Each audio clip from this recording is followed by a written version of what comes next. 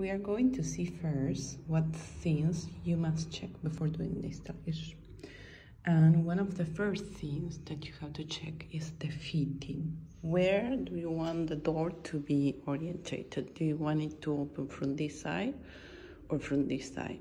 And it is not only about the door itself, but it's also about the frame, because the frame is the space where the door will be inserted. So you have to make sure that you are actually testing the door with the frame, because the frame will determine, depending the direction in which you put the frame, if the door opens in this direction or open in this direction, or if you chose to orientate that to the right, if it open like that or like that.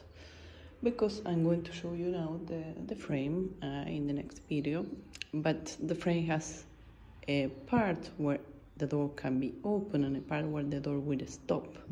So be careful about that. Second thing is these pieces that you see here. The door will be hung on another piece similar to this, but in the opposite direction, which will go inside here. So make sure when you actually install this that they are pointing downwards. There is a hole there which should be pointing downwards. And second thing, make sure that you put the handle before installing the door, because if you don't have the handle, depending on the type of handles, some handles you can put them after.